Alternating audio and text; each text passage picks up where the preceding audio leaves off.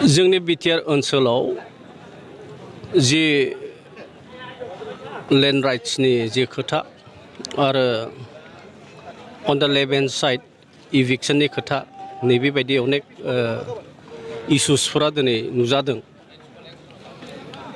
आरो बिनि गेजेरजों मालाबा माखासे सुबुंफ्रा जोंखौबो एसे थांखिनानै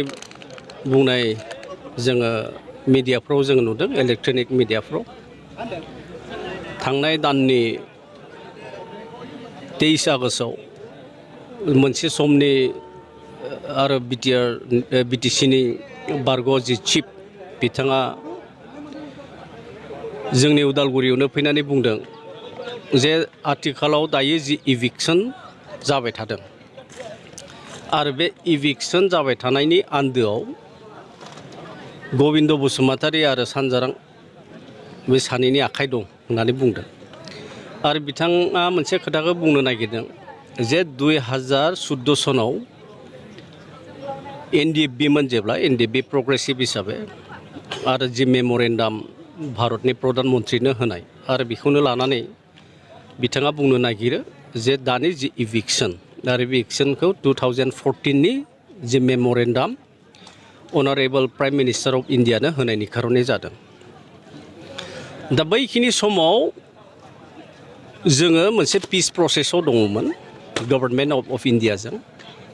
दा सेपारेट स्टेटमेन्ट एजेन्डानि अनगायैबो माखासे बेबायदि साबसिडियारि डिमान्ड्सफोरखौ सावरायनो जाहाथे मोजां जायो आरो बेनिखायनो साबसिडियारि डिमान्ड्स हिसाबै बहाय जोङो जि Assam Land and Revenue Regulations Act 1886 amended 5th December 1947 आरो बिनिनो चैप्टार 10 हिसाबै जि प्रोविजन्सफोर दं Assam Land and Revenue Regulation Act आरो बेखौनो नोजोर होनानै 2014 सनाव जेब्ला प्राइम मिनिस्टार जायो नरेन्द्र मोदी बिथाङा आरो पिस प्रसेसआव डिस्कासन कर्स अफ डिस्कासन हिसाबै जोङो बे गोसोखां बिलाइखौ होदोंमोन आरो बेयो मोनसे साबसिडियारि पइन्ट्समोन बेखिनि समाव जे जोंनि ओनसोलाव बेबायदि ट्राइबेल बेलेन्स ब्लक थासेयावबो जाय बिथांमोनानोखि आनअथराइज मानसिफोर आरो बे आनअथराइज मानसिफ्रा बैफोर ओनसोलफ्राव दिनै बिथांमोना जायगा लादों बे खोथाखौ जोङो अबगत खालामदों बे मोनसे पार्ट बे नेगसिएशननि मोनसे पार्ट दा 2014 सनाव जितुनिखि मेम'रेन्डाम होनाय आरो बे मेम'रेन्डाम होनायानो बियो लिगेल पार्टआव जाफैया लिगेल पार्टआ बे बेलेग जिनिस गभर्नमेन्ट अफ इन्डियानो होनाय बे मोनसे पार्लियामेन्टारि आरो एक्जिकिउटिभनो जों होनाय जादों खिन्थु लिगेल पार्टनो बेबायदि होनाय जायाखै एट द सेम टाइम नोंथांमोननि खाथियाव बेखौनो बुंनो नागिरो जुदि 2014 सनाव जि जों मेम'रेन्डाम होनाय आरो बे जिनिसानो दिनै कर्टआ जुदि इविक्शन खालामदों होनना बुङोब्ला अब्ला बे बाथ्राया सैथो जानाय नङा आरो जुदि सैथो जुदि जायो अब्ला 2014 सनाव जि प्राइम मिनिस्टारनो जि मेम'रेन्डाम होनाय आरो एनडिएफबि प्रग्रेसिभनि आफादगिरिया बैखिनि समाव धीरेन बर'सोमोन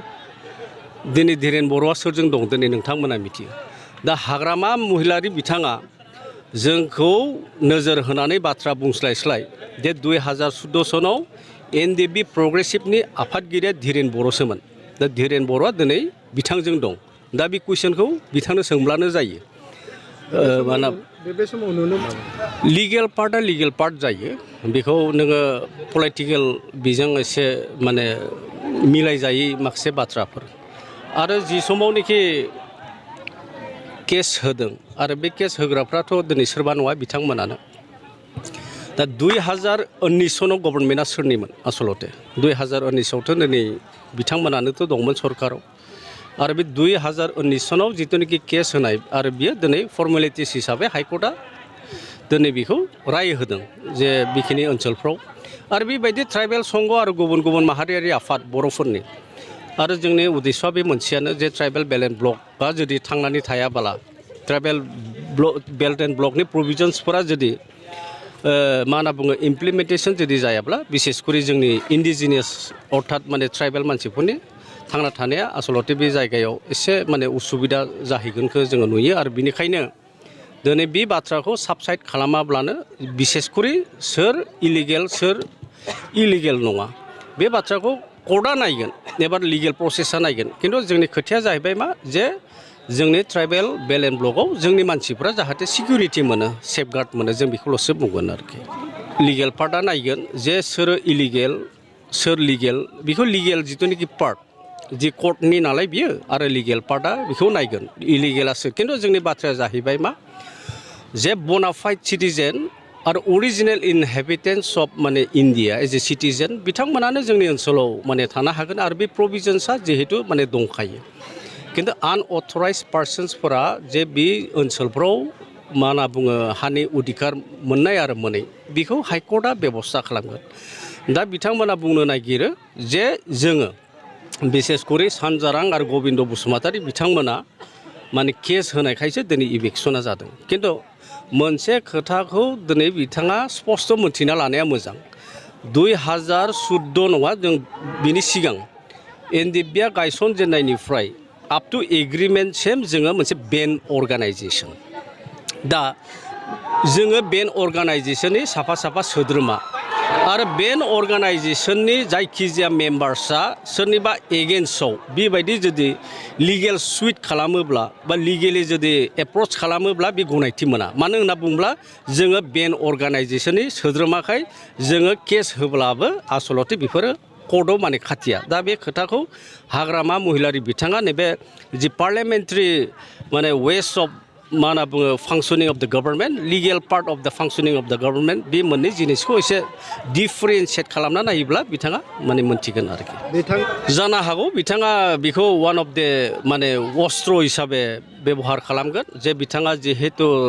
माने 17 इयार्स जोंनि ओनसोलाव आरो दा आथिखालनि